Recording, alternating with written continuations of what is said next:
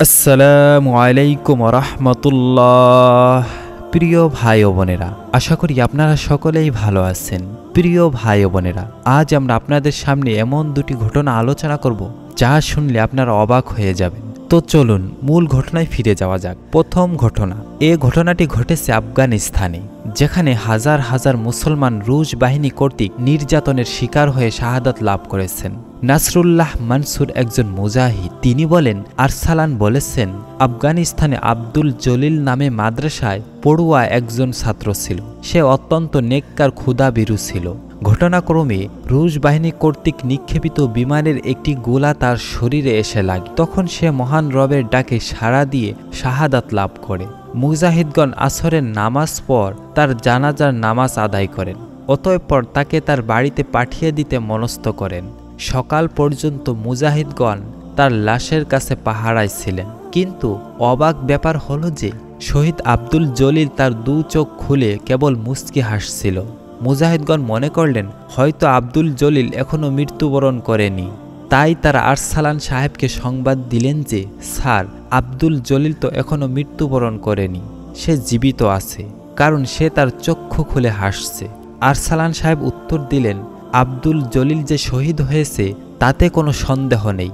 মুজাহিদগণ বললেন, না, আমরা যেহেতু এখনও নিশ্চিত রূপে জানতে পারিনি তার শাহাদাতের ব্যাপারে, তাই তাকে সমাধিস্থ করা আমাদের জন্য ঠিক হবে না। পুনরায় হয়তো তার জানাজার নামাজ আদায় করতে হবে। আরসালান সাহেব বললেন, কোনো সন্দেহ নেই, আব্দুল জলিল তো কালকেই শহীদ হয়ে গিয়েছে। তবে তোমরা যে তার মুখে হাসি দেখেছ তা হলো শহীদদের কারামত। তাকে দাফন করার ব্যবস্থা করো।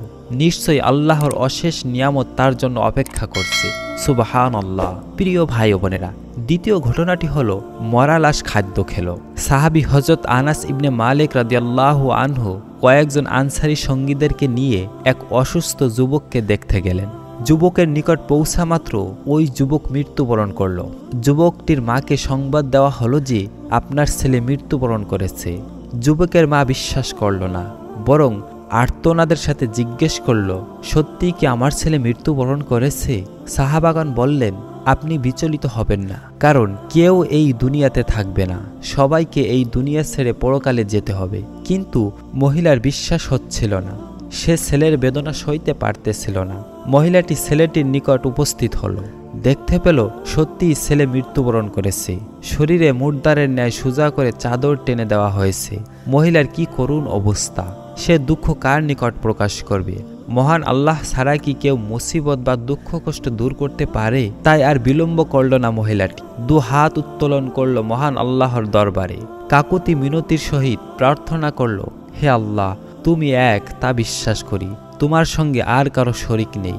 তোমার রাসূল সাল্লাল্লাহু আলাইহি ওয়াসাল্লামের উপর ঈমান এনেছি, তাই তো সব কিছু বিসর্জন দিয়ে হিজরত করেছি তোমার ও তোমার রাসূলের খাতিরে।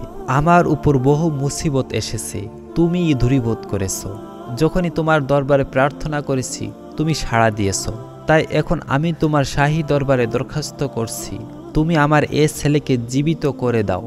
তুমি আমার প্রতি করুণার দৃষ্টিতে তাকাও, আমাকে বিমুখ করো না, আমাকে দূরে সরিয়ে দিও না, আমাকে ছেলের ইন্তেকালের মুসিবতে নিক্ষেপ করো না। যখন মহিলা অত্যন্ত ক্রন্দনত অবস্থায় আল্লাহ পাকের নিকট দোয়া করতেছিলেন, তখন মৃত যুবকের শরীর হতে চাদরটা উঠানো হলো। কি অবাক ব্যাপার! দেখা গেল মৃত ছেলে জীবিত হয়ে গিয়েছে। সুবহানাল্লাহ। অতঃপর সেই যুবক আনসারী সাহাবীগণের সঙ্গে বসে খাদ্য খেল। আল্লাহ পাকের এক ক্ষুদ্র দর্শনে উপস্থিত সবাইকে হতবাক হয়ে গেল। সুবহানাল্লাহ। প্রিয় ভাই বোনেরা, এই ছিল আজকের এই ঘটনা দুটি কেমন লেগেছে তা অবশ্যই কমেন্ট বক্সে কমেন্ট করে জানাবেন। আর এরকম নিত্য নতুন ভিডিও পেতে আমাদের চ্যানেলটি সাবস্ক্রাইব করে আমাদের সাথে থাকুন। ধন্যবাদ সবাইকে।